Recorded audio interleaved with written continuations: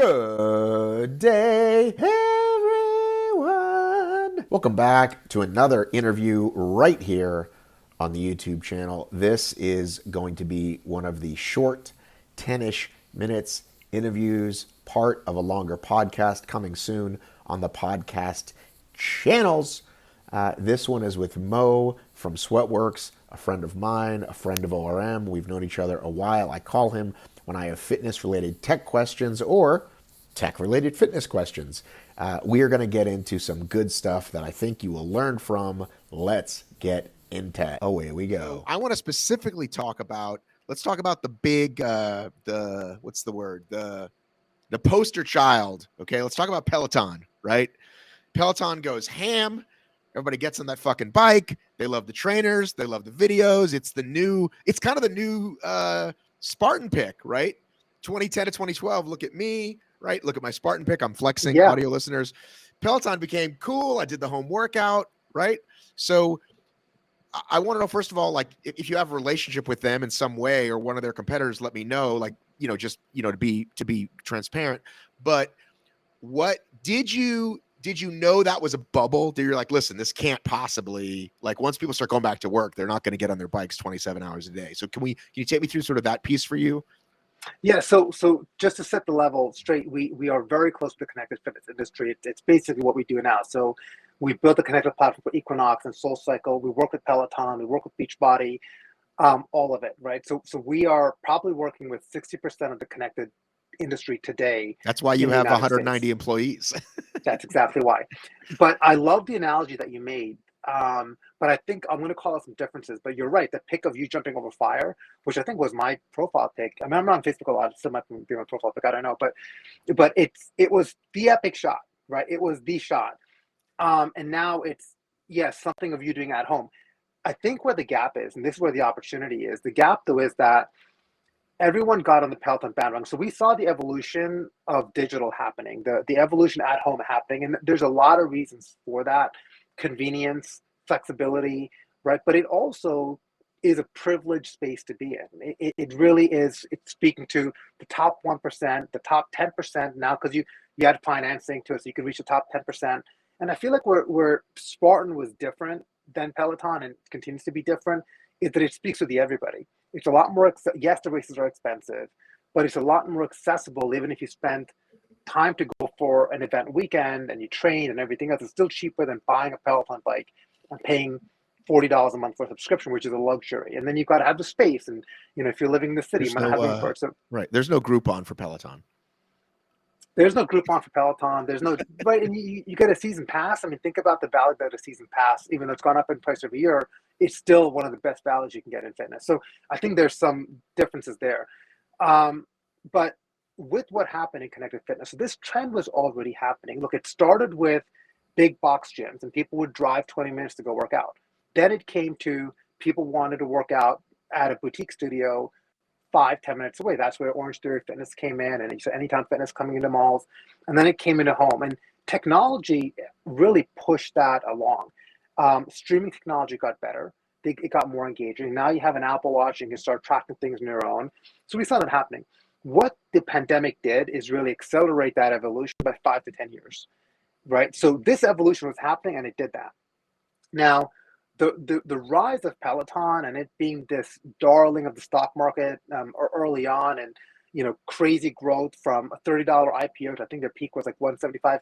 We own a lot of Peloton shares, so I'm an investor in Peloton. But and now I think I checked it this morning, it was like $25 or $26. So it's trading below its IPO.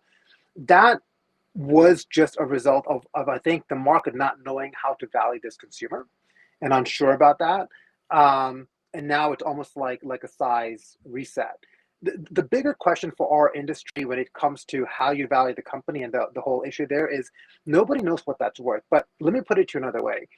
If you look at the people that own Pelotons today and are part of that community, it is the wealthiest community in the world, right? It is a status symbol. And they all have a Peloton and they all love to brag about it and tell you, how someone has a Peloton because they never stop talking about it, right?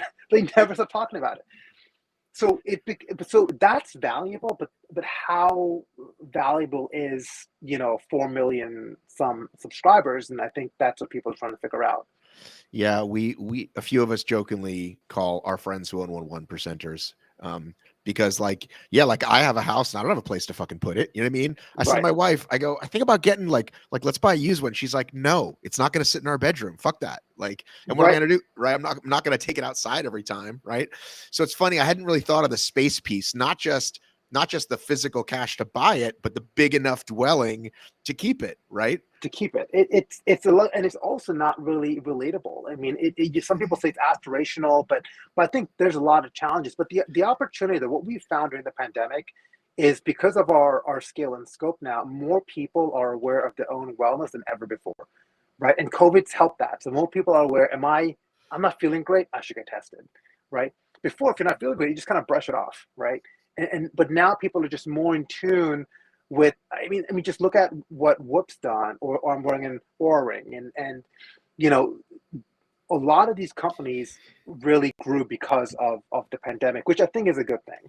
I actually interviewed him, I want to say a year ago, maybe 2 years ago. I doubt I could get him on the phone today because they were starting to become a thing. But he said to me, we don't advertise. We're all word of mouth. People love our product. And I think a month or two after he said that, I couldn't stop seeing advertising. So do you know anything about that? Because they clearly, like he said, athletes were calling him, "Hey, buy my, we want the Whoop." So, but then next thing I know, it was like, I don't know, Well, he LeBron got or an investment from SoftBank, right? He got another bigger. He got 2 rounds from SoftBank. They got valued at $3.2 billion. aren't those are those the WeWork people? It is the WeWork people, yes. So They they got a like lot to of they go got a in lot of big. money. They got a lot of money. They like to go in big. They like to value companies. I mean, again, no one really knows what Whoop is really worth because they're a privately held company. But through that investment, they came out to be worth $3.2 billion.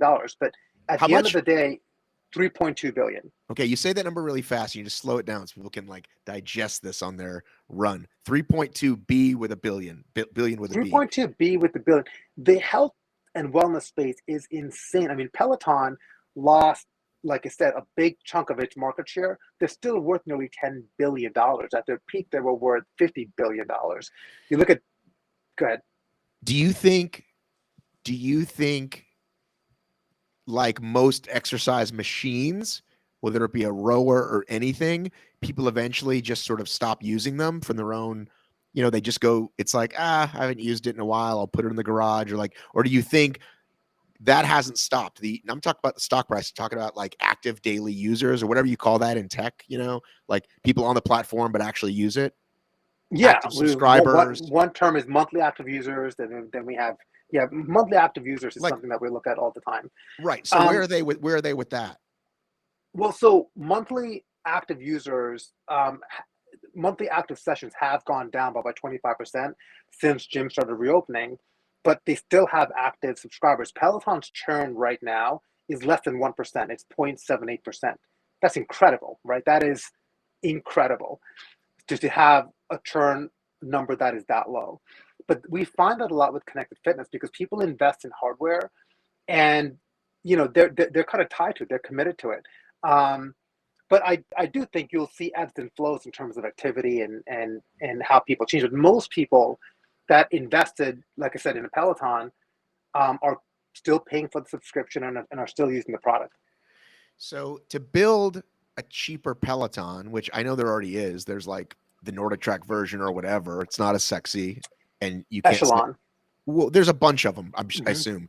But let's talk about Whoop specifically. It feels like that's something, since it's quote unquote just a watch. It's not a whole contraption. It seems like they should have like 10 knockoffs, and at least one of those should be doing well. No. I think so. I think what as a product is a little bit of a knockoff on smartwatches, right? So you see, Apple came out with the Apple Watch, and you have Garmin and Polar. You've also your Suunto, of course. Whoop just captures heart rate. What Whoop has done really, really well is build a community and give you a really good platform to understand your own biomarker. So they really popularized recovery and strain, right? So people now became obsessed over sleep and obsessed with recovery, and that's a good thing, right? These are good things that Whoop did. The challenge for Whoop is two things. One, their hardware is just not great, and if you read reviews online, I'm sure you've had a Whoop. I've not. Gen 3, you've not. Okay, Gen 3 had a lot of I hardware got this. issues. I got this Koros that I'm in love with the last Course is year. amazing. Course is amazing. I was Garmin forever, but it's so fucking bulky. This thing is beaut. And it lasts forever. The The battery battery lasts forever. It's incredible. But with Whoop is I'm trying to think about my train of thought there. Yeah, so the hardware wasn't great. So they had issues on capturing heart rates. If you worked out, it couldn't capture your specs and heart rate, and that threw off everything. So if your entire algorithm is based off of the accurate heart rate measurement in HRV, and you can't do that, that's a problem. Then they came out with version 4, and that had its own set of bugs. So I think hardware defining is really, really hard. And the challenge for them is as smartwatches and the most popular watch in the world, the Apple Watch, which has over 52% of the smartwatch market, gets more advanced. How do you stay relevant? Right? How do you continue to be relevant? So I think that's your biggest challenge. And you've seen it in the subscriber growth. Like, people that have Whoop, like a Peloton, are obsessed with it, but there are more Peloton users by far than Whoop users today.